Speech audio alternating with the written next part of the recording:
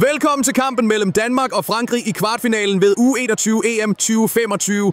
Danmark toppede gruppe D med 7 point efter en sejrrig indledning med sejre over Ukraine og Holland, fulgt af en 2-2-kamp mod Finland. Træner Steffen Høyer har formet en disciplineret hold, hvor Mathias Kvistgaarden og Oliver Sørensen står for offensivt fyring. Dog vil deres forsvar, som tidligere holdt 4 clean sheets, blive sat på en prøve.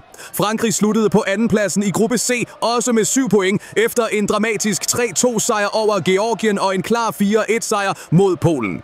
Træner Gerald Bartikle stoler på Arnaud Kalimuendos målscoring og kreative spillere som Thierno Barry.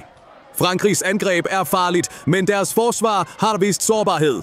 Historisk set dominerer Frankrig i venskabskampe, men Danmark vandt deres eneste konkurrencemøde på U21-niveau 1-0 i 2021. Nøglespillere at holde øje med inkluderer Danmarks Oscar Højlund og Frankrigs Jean-Matteo Bahoya. Vinderen møder Tyskland eller Italien i semifinalen. Forvent en tæt og intens kamp på Tatran Arena.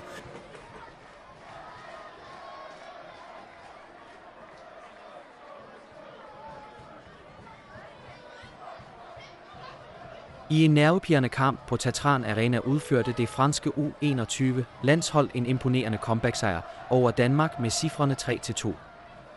Danmark startede stærkt og tog føringen allerede i det 18. minut, da Clement Bischoff afsluttede klinisk tæt på målet efter vedvarende pres. Øjeblikke før havde Noah Nati ramt overliggeren med et hårdt skud langt fra målet.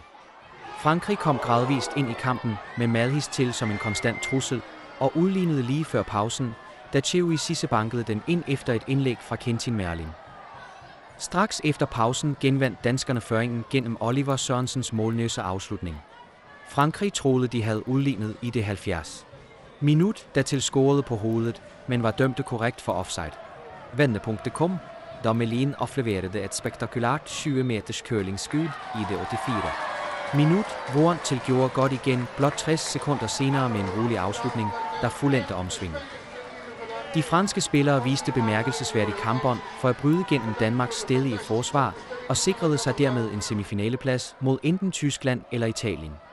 Danskerne vil beklage de mange chancer, der ikke blev realiseret, trods stor dominans i store dele af kampen.